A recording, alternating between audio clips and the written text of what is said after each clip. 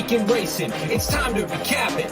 And who better to do it than Michael New Magic? Two bros/pros who cover the highs and lows of racing around the globe on every one of their shows. Real fans look forward to these guys and their last stunts, cause they know they're not talking out of their royal ascot. What they say makes sense. So ladies and gents, sit back and relax as Blinkers Off presents The Magic Mike Show, where you hear the experts speak. The Magic Mike Show. Tune into the show every week. The Magic Mike Show. You can trust the show is the bomb because it's being brought to you by RacingDudes.com. What's up, everybody? I'm Magic. And I'm Mike. And this is the Magic Mike Show, episode 322. Mr. Somich. Breeders' Cup huzzah! Breeders' Cup huzzah to you, too, sir. It's actually still morning for me. We're going a little live a little early today. We have the Breeders' Cup post draws at our normal time. So we're here live. We're going to help you build up your bankroll one last time before the Breeders' Cup hits. And then we've got the post draw and, of course, the live post draw reaction show. So this is just the beginning. Actually, you already had the Dudes Who Bet Sports ended just a little bit ago. Go check that out if you missed it. Yeah, it's going to be a big day of Racing Dudes live in your eyes and through your eardrums. How are you doing today? Good, man. You got a little flustered there at the end. Yeah, I'm excited. I can't wait for the Halloween candy. We keep losing horses on the dirt. Just like one after another, they keep falling. And we have these 14-horse fields on the turf. Can we lose the turf horse if we're going to lose any more horses? We're done with the dirt horses. Yeah. We don't need any more out. The fields are small enough already. We already have heavy chalk on the dirt anyway. So, yeah, if anyone else is going to defect from the Breeders' Cup, I would prefer that you were a turf horse.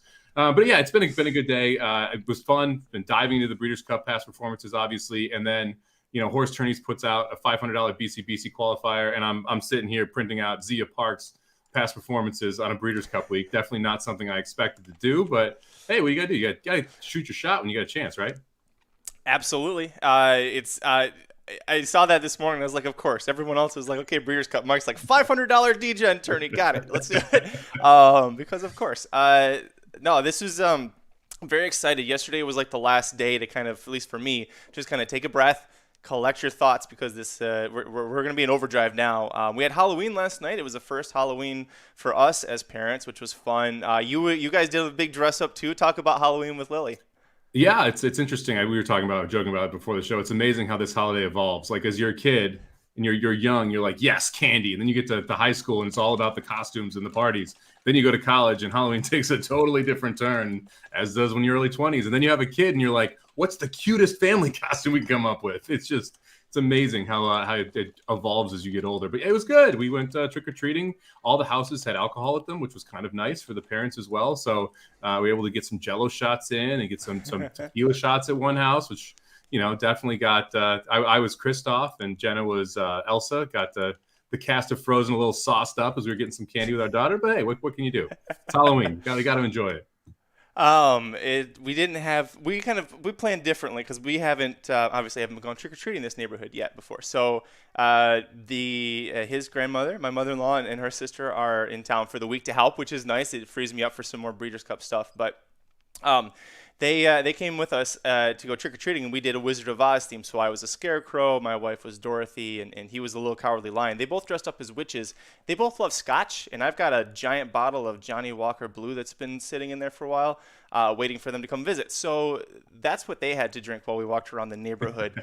They made a lot of friends with our neighbors last night. But it was a lot of fun. Everybody was understandably in love with Colson, dressed up as a cowardly lion. So it was a lot of fun. Aside from that, and then Breeders' Cup, of course, Mike, real quick, what's the best thing that you saw this past weekend? Oh, man.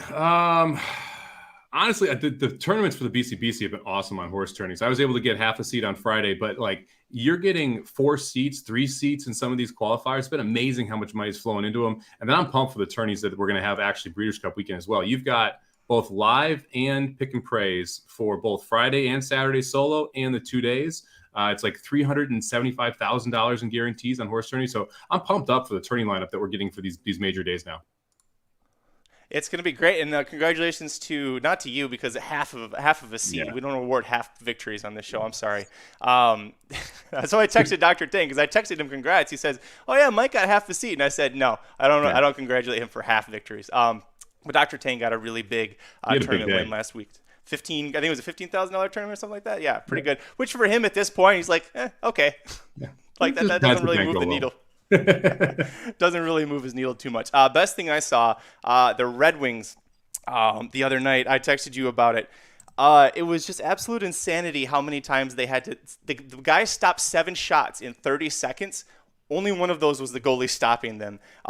There's a complete breakdown that's on YouTube now. If you know who John Boy is, where he breaks down fun moments in sports, he breaks it down. Our poor Adam Ernie got hit with a slap shot twice.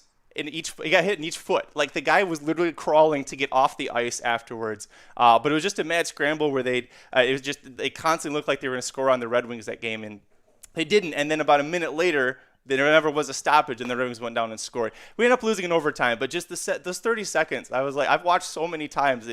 You think that was them winning the Stanley Cup? How often I've watched it. Yeah, as someone who bet Florida -1.5, I was pretty pissed they didn't score in that sequence. But what can you do? My God, I mean, how are you as a non-Red Wings fan, as just a hockey fan, and as a bettor with money on that game? How are you reacting to what you're seeing in that sequence? A couple poker chips into the wall and some choice curse words, right? Like, what else can you do?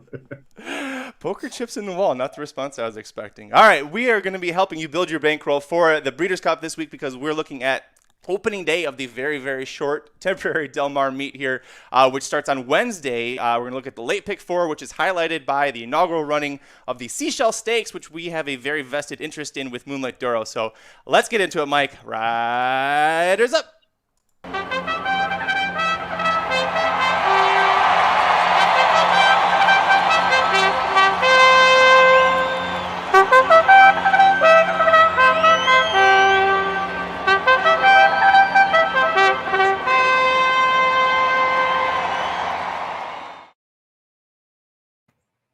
All right, Mike, taking a look here at the late pick 4 Wednesday at Del Mar, Wednesday, November 3rd, opening day of Breeders' Cup week at Del Mar. We're going to kick things off with race 5. You got a field of 9 males, 3 and up, sprinting 6.5 furlongs on the main track. This is the non-winners of 3 lifetime in for a $20,000 claiming tag.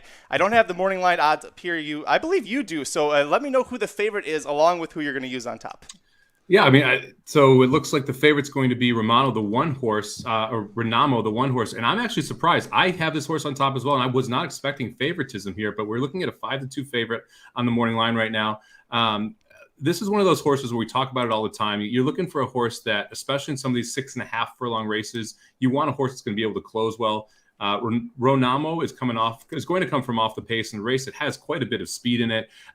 This horse hasn't run poorly in any of its last efforts. You kind of have to just draw a line through a 1.5 mile Tokyo City Grade 3 race where we faced Tis the Magician and a host of others there. Well, not a host, only 4 others, but what it is, what it is. But now we're now dropping down to the lowest level here. So this is a $20,000 non-winners of 3 claimer. This horse has not been in claiming company ever since it broke its maiden since it ran at Oaklawn. It broke its maiden at Churchill, running for $20,000 as well. Pretty much any of the last couple numbers are good enough to get the job done against this group. So I'm going to start with the 1 Renamo. I'm going to end up 4 deep here, and I'm playing a pretty cheap ticket, but we're going to start fading some chalk a little bit later. You are. Yeah. You and I have different tickets here, but we both went pretty cheap on this one. I went 3 deep. Renamo was my second use here. You touched on a lot of great points. I'm surprised that this is only the second time this horse is ever going to try going around 1 turn. Always routing in his career. I say for one time he was on synthetic going 7 furlongs, finished a decent 7th. He was still a maiden. So I think this horse is going to be pretty sharp. I treat this race, Mike, kind of like a 7 furlong race where it's a tricky distance, and I'm more looking at the horses cutting back from 2 turns who are going to have some speed. On top, I went with the 6 Next Revolt.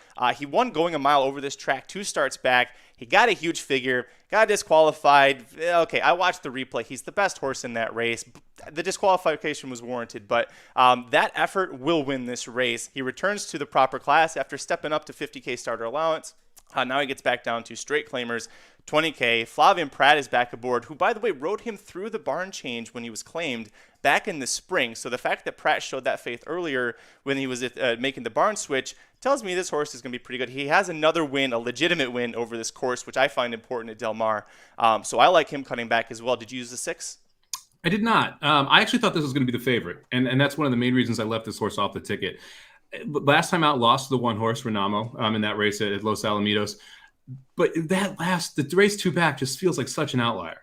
I mean, where did that come from? And that is my main issue. I mean, it's a 15-point buyer jump from any other race on the page. And you look at that and you're just like, well, yeah, if they repeat that. But like, that's a career best effort and then some. And so I'm not sure that a repeat is even possible of that number. And it also kind of makes me wonder, just because it's got an 88 buyer for going a mile in 138 when they came home in 26 seconds. That just something seems a little bit off about that number in general anyway.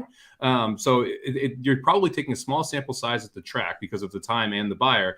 You're getting a monster number that doesn't fit with the rest of the numbers of the horse. I kind of tend to throw that out. And especially since Pratt's aboard, I think you're going to see the 6 go off as the favorite, not the 1 horse. And if that happens, I want no part of this 6. I feel like there's other horses that are a little more interesting in here.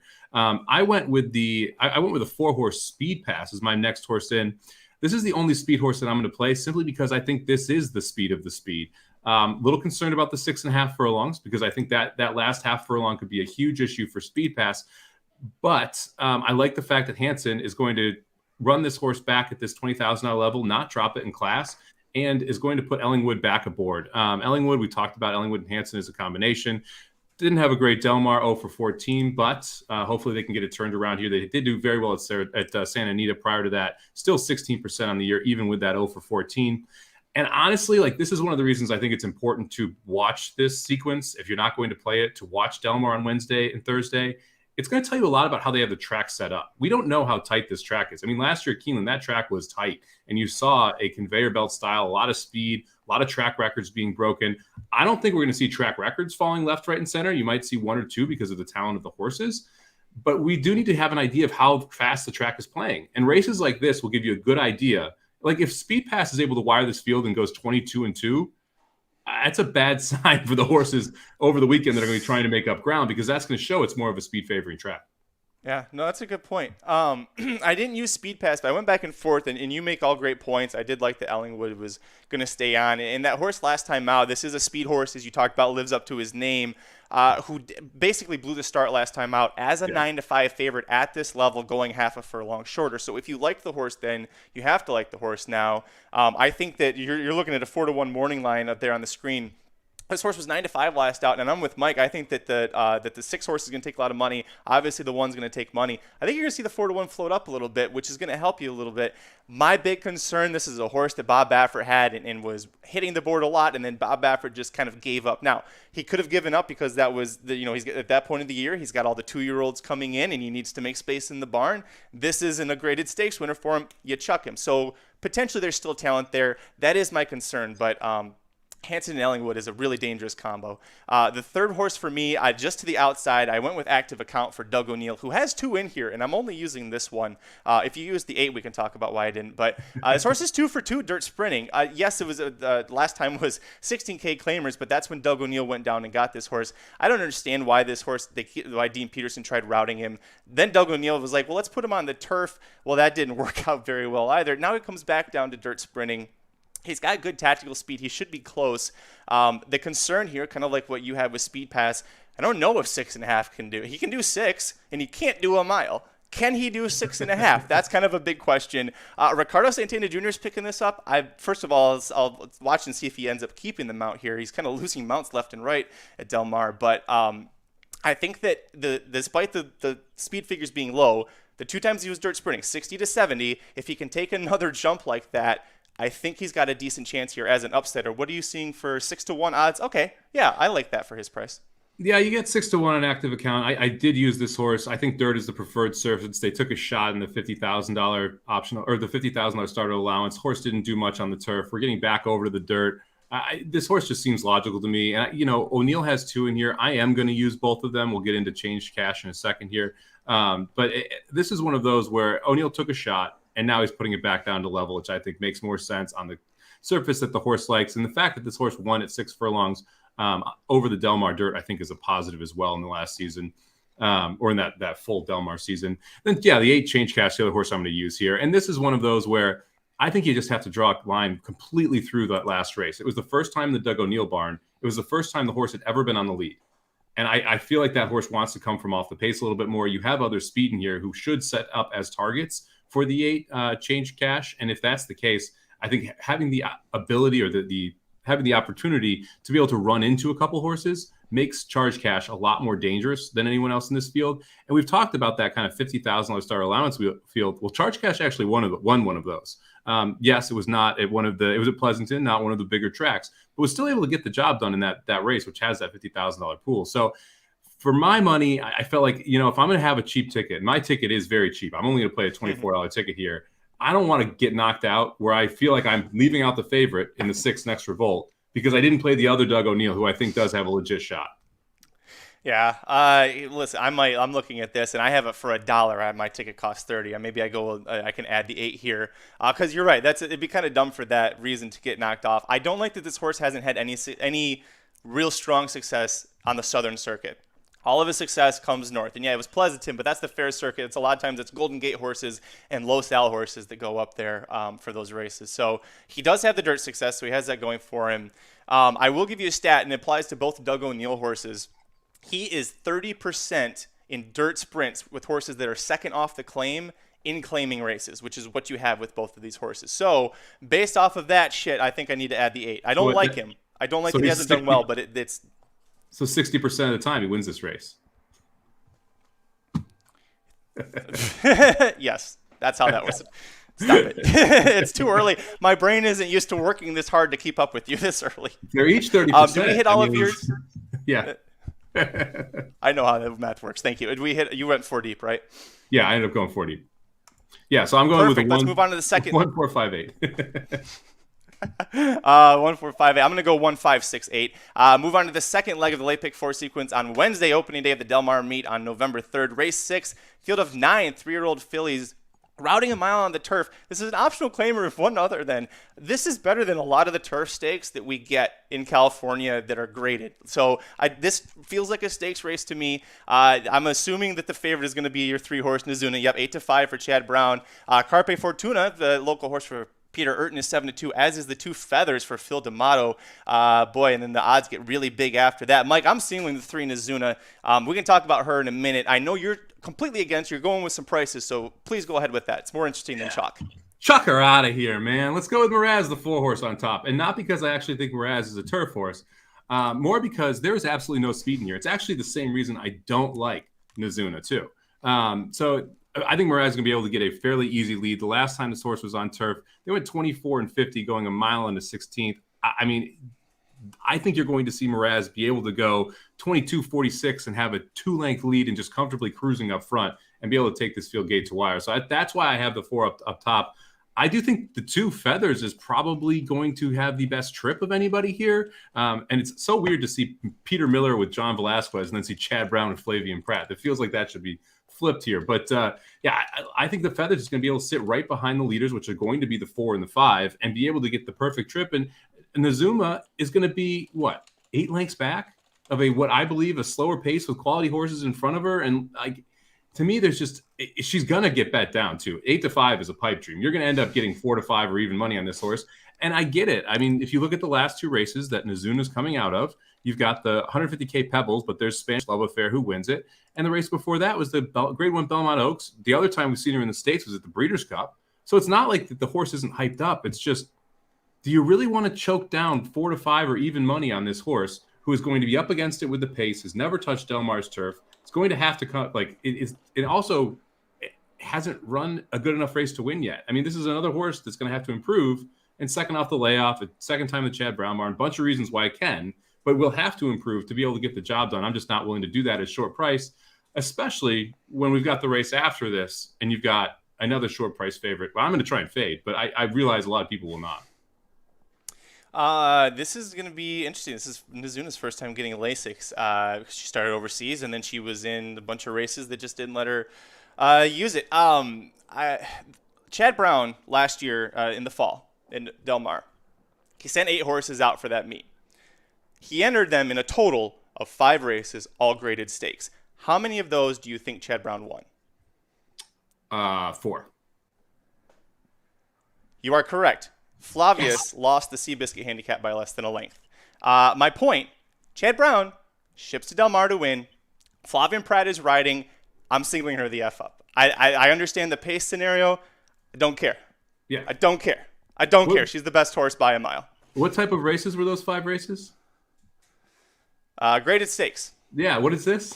It should be a graded stakes. I said that at the start. Look at the horses in here. This is better than the stakes race that's the next we're going to talk about. This is clearly an also ran horse. He shipped this horse out here with his Breeders' Cup horses because he had an extra spot in the plane. That is why this horse is here. There's 80K optional allowances. He could be running it all over the place.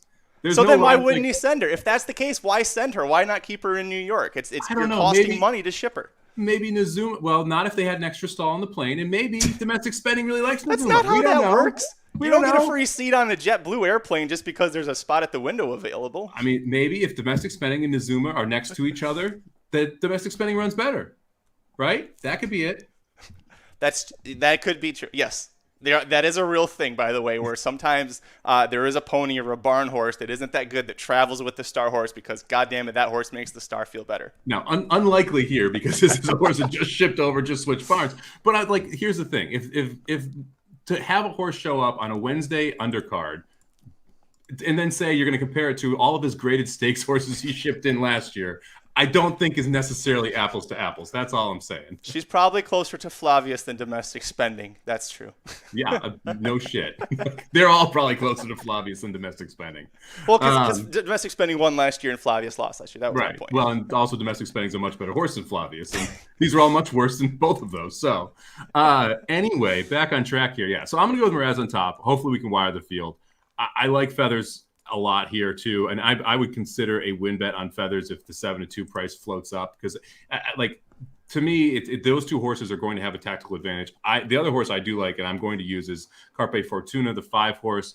Carpe Fortuna is one of those horses where you just have seen these small steps up every single race, and then you took a nice jump forward last time going 6.5 down the hill. Getting back to a mile, the horse ran really well over this course going a mile. Had a little bit of trouble in that race, ended up just missing it 3-1. I like the fact that we're getting Lasix back here. I wouldn't be shocked if Carpe Fortuna runs a big one either. And again, has that early tactical speed. And so I have the 3 horses I think that are going to be sitting forwardly placed in this race, but not really pushing a fast pace. And I think that's going to give me the edge on trying to get one of them home in the pick 4. Carpe Fortuna scares me because that effort at Del Mar in July, first of all, very impressive first off the bench, not Peter Urton's style. She averaged 11.6 seconds per furlong in the final 5/16 of that race. She specifically, the top 3 runners early were the top 4 at the wire. She was 3rd. She's the only horse that closed in that race. Burgoo Alley just won the Miss Autumn Stakes yesterday at Santa Anita, 2nd in that race by a head. This is the horse that scares me. Yeah, I mean, she could make some noise, and she's going to sit that trip as well. I mean, honestly, if Miraz doesn't take the field wire to wire, it's a 2 and the 5. They're just going to be sitting there, and you're going to have to get by one or both of them if you're Nazuna to be able to win the race. So, but if you do look at this, and we've got Equinedge up right now because they have the morning lines, so they got the win today. This does show how, free love here. This is the SOR, the strength of race. And this shows you how big the Nazuna races have been over the other races here. So a 74 compared to a 68, and no one else in the field is above a 64. So your horse is definitely coming in facing the toughest. So it's interesting to see if she's able to do it against weaker now. Give us just a barometer, because for me, I look at that like it's a buyer, and I'm like, okay, it's 6 points is better. It's not great. But with this specific metric, what do those numbers mean to you? Well, this race is a 66. Right. So SOR up here is the average 66 race. So that would put this as only 2 horses coming in against fields that were tougher than this. And that's how I usually judge the barometer. I take what is the race leveled at? So moving forward, this is what the race will show up as. And then what is it moving past? You can kind of dive into it more. So I'm going to click on Miraz here, and you can see Miraz's strengths of races have all been on the dirt. And that's why she's getting this high level. So here's the Kentucky Oaks. It's an 86. And so you'll see that a lot of her SOR is because of dirt races, not because of that turf race. Her turf race actually was a 64, so lower than what this current race is. So that makes that 3 horse Nazuna's strength of race even significantly higher than what it actually shows, because you can kind of poke holes in the 4 strength of race. Awesome. That is great. Thank you for explaining that. Did we hit all of your horses there? Yep. I'm going to be using the 2, 4, 5 here. Perfect. And I'm signaling the 3. Let's move on to the 3rd leg of the late pick 4 sequence on Wednesday, November 3rd at Del Mar, race 7. This is the inaugural running of the Seashell Stakes, which is restricted to 3-year-old fillies who have never won a stakes race of open company that was at least 1 mile and worth at least $60,000. Basically, you've got 6 3-year-old fillies that haven't won a graded stakes in this race. Going a mile on the dirt, favoritism is has to be number 2, Moonlight d'Oro at 8-5. Number 6, Living My Best Life, a sprinter stretching out 5-2 second choice. I'm a little surprised by that. Mike, those are the 2 horses I'm using in that order. What about you? I mean, look, Moonlight d'Oro is probably the best horse in this race. Let's start out with that. I'm going to single the 6 horse, Living My Best Life, because this is, again, just one of those situations where there's a massive pace advantage. I mean, Living My Best Life is going to be cantering out front, and I'm not so sure that Living My Best Life is going to have to do enough early to be able to get caught by Moonlight d'Oro late. And I really think that's what it kind of comes down to here. Miss Fia may put some pressure on Living My Best Life, but Living My Best Life is just fast. I mean, she's just one of those horses that when she's galloping, she's just really quick, and that makes her dangerous. We talked about that high cruising speed and how comfortable horses can get when they have a high cruising speed. That's what Living My Best Life has, is a high cruising speed. Now, the distance scares the crap out of me. But I also am going to lean towards speed horses here early on in this meet. I'm going to expect that Del Mar is going to favor the speed a little bit here. I mean, the fact is the only way Miss Fia is competitive is if Living My Best Life misses the break, or if she just sits right behind and sees what happens. I don't see her trying to go toe to toe and take the lead away, because the best scenario here is Miss Fia run second, right? She's not going to win the race. So you've got to kind of think how the jockey and the connections are thinking. And I don't want to completely blow this thing. I want to make sure that we're as competitive as possible, able to do as much as we can. So I'm going to single the 6, Living My Best Life, and hope we can go wire to wire here. I will totally concede that in a 10-horse field, the 2, Moonlight d'Oro, is the better horse. I just think that the setup here is significantly worse for Moonlight d'Oro. Well, and you also have a case where the Moonlight d'Oro is coming back from a long break, and she's, I will tell you some insight on her with her works. Her work 2 back, her work 3 back when she went 6 furlongs, has a bullet, by the way, but it was 113. They were a little worried with how she came out of that. Wasn't super strong. They were thinking about pulling the plug on this race. And then she came back and worked that 6 furlongs. Mandela said, okay, much better. She's good to go. And then gave her that little 3 furlong blowout. But again, to what Mike is saying here, the 6 is going to run away early, assuming she hits the break, which she should. It's a matter of, will the distance come back and get her? She's by the big beast who produces horses who can route. Spitestown on the dam side is a little worrisome, but again, if she gets away free, it really doesn't matter if she ends up just catching a breather in the middle. I do want to self-correct. I said this is a 3-year-old fillies race. This is 3 and up, and these are 2 of the 3-year-old fillies, but they are facing some olders in here, which is the first time for Moonlight d'Oro, which at a short price off the layoff, it is a big ask, and that's why I'm using the 6 instead of just singling a filly that I have a very small percentage of. Yep, and I went back and forth too. The other 3-year-old in here is kind of interesting. The 5-horse Lisette. This is the first off a layoff as well. Ran in the Grade 3 Torrey Pines, lost a private mission. Didn't look wonderful doing so, but it was the first time that the horse was kind of put behind the 8 ball. First time that the horse, if won against olders, breaking its maiden, was improving, and then had that race, took a step back. I wouldn't be shocked if you had another nice effort coming off. Gallagher, not great first off the layoff. It's the main reason I didn't use the horse. But it is one of those spots where if the horse takes a step up, it could compete. And if you want to fade the 3-year-olds, which I think is something a lot of people do, Paige Ann at 4-1 doesn't seem like a terrible option either. Has back numbers to be able to compete with these. Ran in the Grade 1 Clement Hirsch, faced She Dares the Devil, faced Miss Bigley 2 backs. So has been facing good horses, and now gets a little bit of a breather. So I mean, you could make a case for some others in here.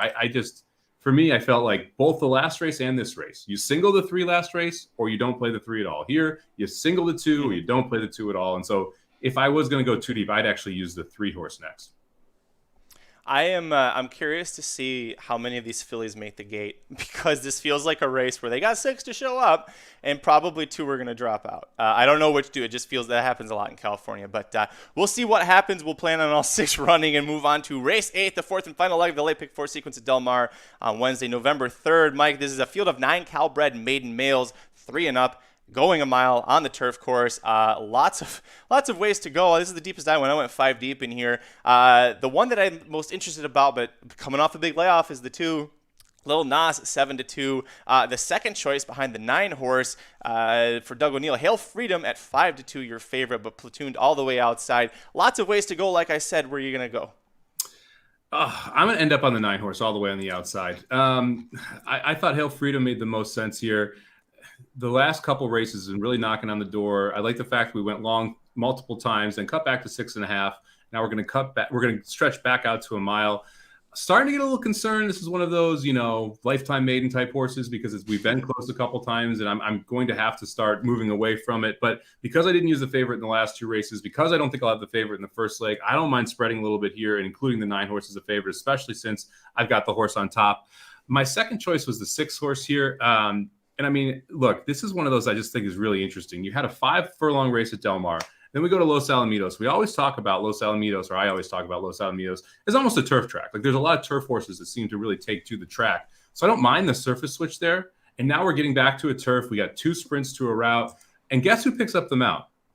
Joel Rosario. And on top of that, you got the work on October 21st, a 59-1 work. Like it feels like this horse could be sitting on one. The turf numbers are good from a Tomlinson perspective. The horse should definitely take to it. So again, no concern there. And the race, how often does D'Amato get Pratt to ride first out at Del Mar? Like, there's just enough here that I feel like this horse has some talent, and it's kind of sneaky talent and sitting under the radar there that we might be able to get a decent price on the 6.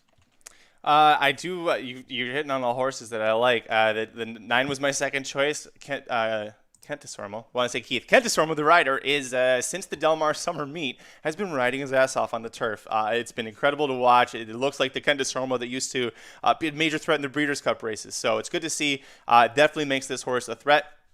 His race back in March, he was after that. I thought this horse was for sure a lock to break his maiden because he held off a 1-9 favorite, which is not an easy thing to do in cargo until the very last stages. So he's got a good speed. We'll see what Kent DeSormo can do with him. Lil Nas, I like.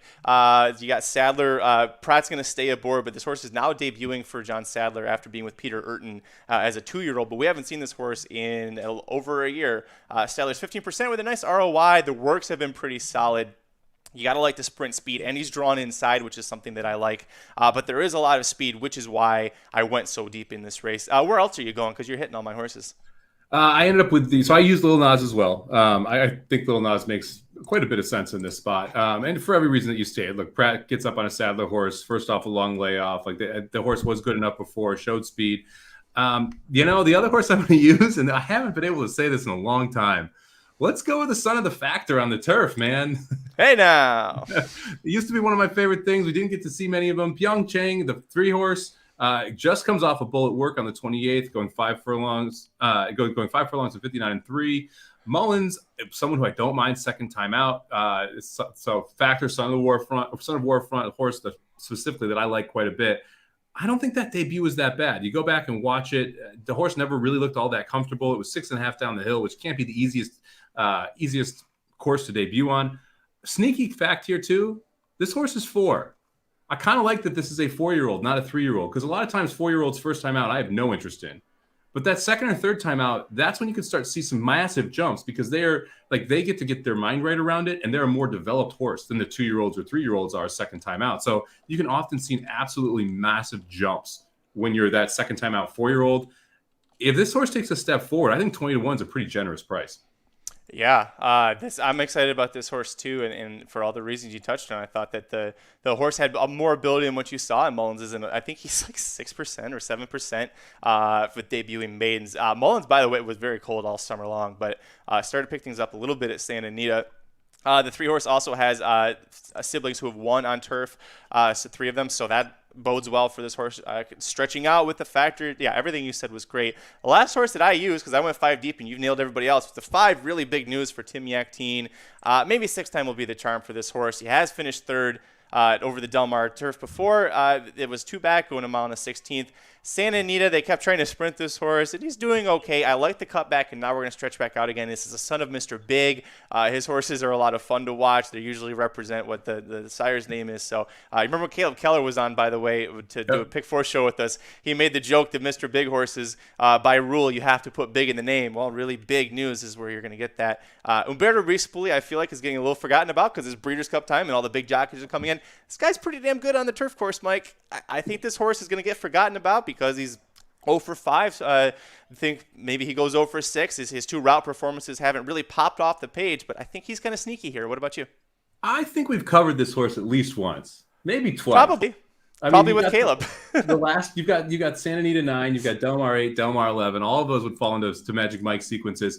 This horse likes to burn money more than my daughter likes to eat candy. Let's just say, like, this horse never really even that close to winning. And we've been a $1.90 favorite, a $3.30 favorite, never been over 10 to 1 in any of the 5 starts.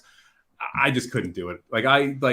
This is one of those horses where it looks great on paper. It looks like it fits really well in the field, and this could be the time. But man, I'm done with this. Could be the time with this horse. I get that really big news could win, but no, just no.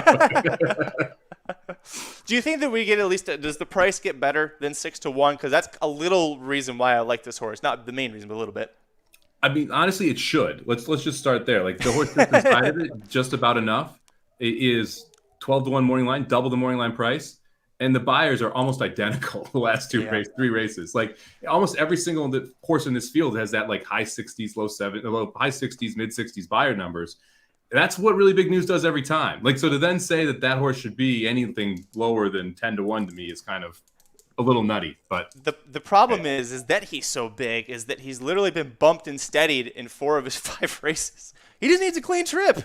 Umberto, he's a tank. Get him, put him in the outer rail all the way around. He won't get into trouble. And then you're going to come on the show and be like, he was 8 wide. That's why I lost. God damn it, Race Bully's the worst turf rider in the world. No, I love Umberto. That would be funny, though, if he listens and does that, and then he comes, well, what do you think was going to happen?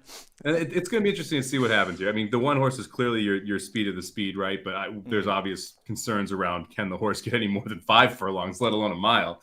And who's riding the horse? Santana, man. I heard he's red hot / not at all. I cannot believe he overcame Keeneland. I can't. That's like, what was it? Who was it? Corey Lannery who won for Gulfstream? Landeros, Chris Landeros. There you go. At Gulfstream. Yeah.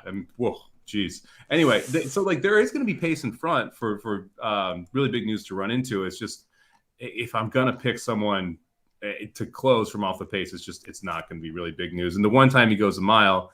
He absolutely, he was more forwardly placed, runs a 47-3 opening half mile at Del Mar, this exact course, and finishes last in that race as the $3 favorite. Did we hit all yours? Just want to make sure. I thought we did. Yeah. Okay. We're very in lockstep outside of the 2 races where I'm chucking the favorites, and you're basically singling both of them. Basically, yeah. And by the way, I see Nick Feldman late to the show. Fellow Moonlight Doro owner, Nick, if you tell me before I read off before the show ends, if you are singling her and you're actually singling her, I will single her because right now I'm 2-6. So Nick, you're a smart guy. I trust your opinion. We'll see what happens. You can dictate what happens on the show. That's going to do it for this episode of the Magic Mike Show in terms of the horse racing side. We'll go ahead and give out our tickets one last time, pending Nick Feldman's approval. If you're watching live or the replay, thanks for joining us. Take a look down below here. We're going to go ahead and give out our tickets one last time. Currently, I am 1-5-6-8, singling in the 3, 2-6, 2-3, 5-6-9. For 50 cents, it's $20. It's pretty cheap. If you want to play this heavier, press your opinions, by all means, you could go $1.50 and definitely would still keep it very affordable. Mike, your 50-cent ticket, please. Yeah, for 50 cents, I'm only going to spend $24 because I'm chucking the 2 heavy favorites and hoping we can get around them. I'm going to start with the 1-4-5-8 with 2-4-5 with 6 with 2-3-6-9 for 50 cents. That'll cost you $24. Mike, I don't know if you're aware, the Breeders' Cup is this week. I've heard about that. Post draw is in 2 hours and 13 minutes. Oh boy, I gotta get ready for that. 2 hours and 13 minutes when they start it. Probably 8 hours when they'll finish it because they're gonna take way too long to draw 14 races. But as soon as that is over, tentatively planning 4 p.m. Pacific, 7 p.m. Eastern. We're gonna be live, the Racing Dudes team, here on the YouTube channel and on Facebook.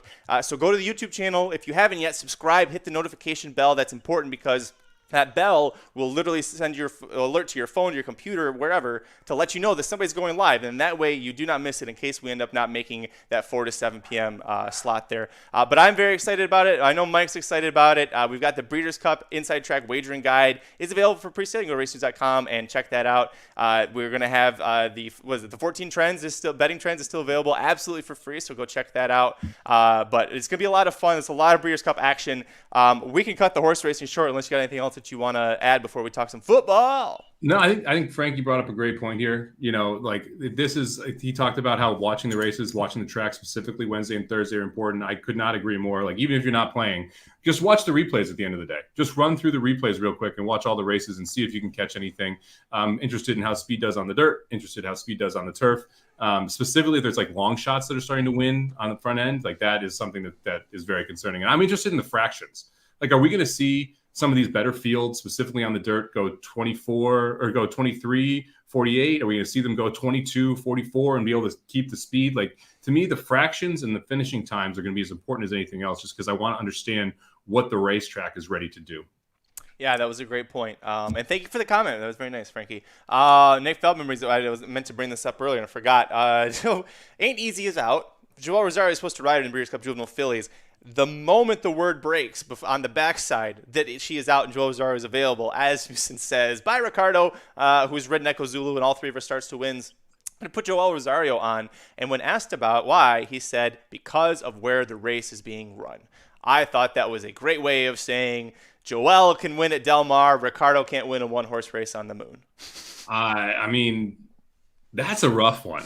Like, you know, you see that was probably one of his best mounts. His best mount because he doesn't ride jackies. Oof. Well, you look at like the number of wins Ricardo has with Asmussen, and he has been his barn jockey for what, 5 years now. Like, he's ridden all of these big horses for Asmussen, and you like, man, is this a turning point? Because that is I'd be pissed if I'm Santana. I'm upset, right? And yes, I had an awful Keeneland, but like, Asmussen's Keeneland wasn't exactly great either. I think he was one for the meet. So it's not like it was just the horses that Santana was riding. It was anything Asmussen. And so, obviously there's a big overlap. It was 40, like I think Santana was 0 for 49 or something like that. And Asmussen was 1 for 82. But like, I mean, if I'm Santana, I'm pissed. And that almost feels like the beginning of the end. Like, it feels like they're breaking up in front of us, right?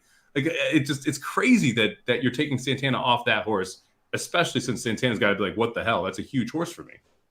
Yeah, it's it kind of reminds me of when Baffert suddenly loses, like when Baffert and Drayden Van Dyke broke up. It's not to that level. The Asmussen thing is higher, but that's the only thing I can compare it to, where like Baffert and Van Dyke were like this, and it was like anywhere, like it was crazy how they were in California.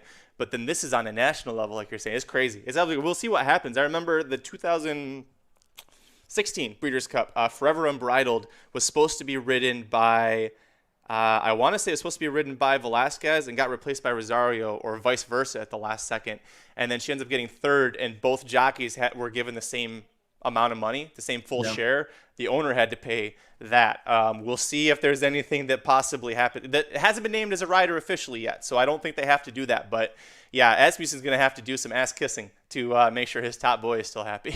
Well, you assume that there is going to be some type of money changing hands in the background based on just how late the jockey changes, and because you got to kind of take care of the guy if you're going to continue forward with him. If there isn't anything set up, that's a really bad sign for, I would say, Ricardo Santana Jr. more than Steve Asmussen, because he's right. You know, Asmussen's still going to have the horses. Santana won't still have the mounts, obviously. So, but Asmussen has had his go-to jockey before that he's broken up with. Like, I mean, he's had 4 of them or 3 of them over his career, essentially, where that's his guy. And Santana's been the latest guy. And at some point he won't be. But it'll be interesting, man. It's going to be interesting to see what happens with that, because that's kind of one of those storylines that's starting to bubble up now. We'll have to see how it fares after this. But I would be surprised if you don't see Santana Asmussen horses still doing well in Middle America for a while. Well, it's also crazy, too, because don't forget, it was literally 2 years ago that Asmussen and Santana won the Breeders' Cup Sprint with Mitoli. Like, Like Santana knows that. I mean, I know it's been told, but Santana can win Breeders' Cup. Shit, he was on fire at will. Then when he won the Breeders' Cup Juvenile Turf last year, 150-1 or whatever the hell he was. Anyway, so we'll see how this happens. This is not the end of that story. This is the end of the sports talk or the horse racing talk, because now we're gonna talk some football. Mike, boy, I love how this looks right here. Jared Welch's Chiefs and Patrick Mahomes up there, but look at the Michigan State Spartans that beat Michigan in football. God, it's such a great tradition. Every year on Saturday. Michigan State beating Michigan. I love it. The six-pack, how did you do? And then what do you think about the Jared Welch fighting Chiefs versus the Saratoga Slim New York Giants? I got a pretty frustrating weekend. We go 2-0 in college, and then we go 0-4 in the NFL with two just disastrously bad beats. The Atlanta Falcons first half, that one stung really hard. I don't know if you watched the game. They had the ball up 10-6 with a minute and a half left in the first half in the red zone. So they're like field goal, they're up a touchdown, and touchdown, it's over. They end up not scoring. They end up getting the ball back. Then they end up punting with 18 seconds left. They allow Carolina to run for 9 yards out of bounds. So now there's like 12 seconds left. They complete a 30-yard pass, a 5-yard pass. They kick a 57-yarder to blow the cover for the first half right at the end. So it's pretty frustrating. We were covering with 18 seconds left. All we had to do was tackle the dude in bounds, and we were unable to. So that was kind of the way the weekend went. But, you know, it was fun on Saturday and then just not as much fun on Sunday. I thought about wearing this, but I didn't even have the energy to put this on today. I can't, like, what was that? I mean, everybody's telling me, oh, no, imagine this is, don't worry, the Lions won't go 0-17 for the first time in anyone's history. No, they'll beat the Eagles.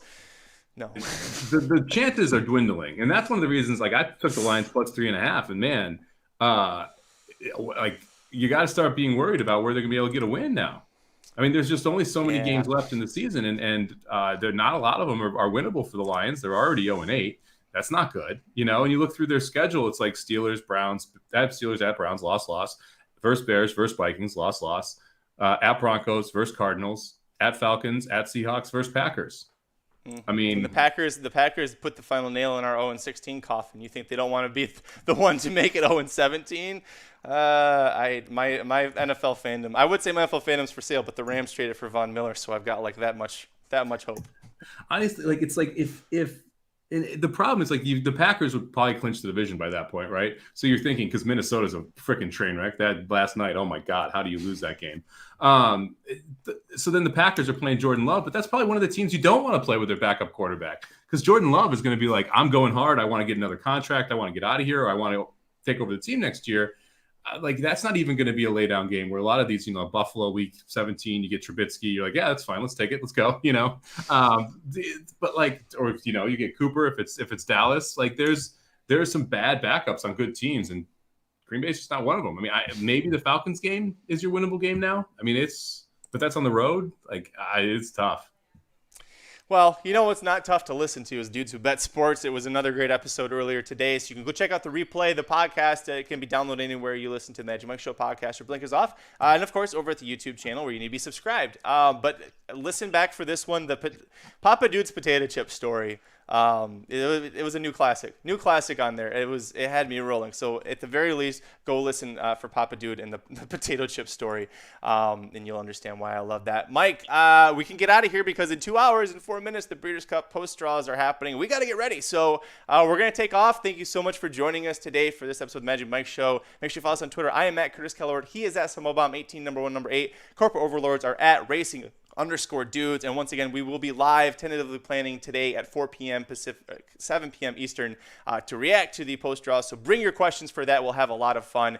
And we'll see you then. Until next time, I'm Magic. And I'm Mike. See you in a little bit. The Magic Mike Show, where you hear the experts speak. The Magic Mike Show. Tune into the show every week. The Magic Mike Show. You can trust the show is the bomb because it's being brought to you by RacingDudes.com.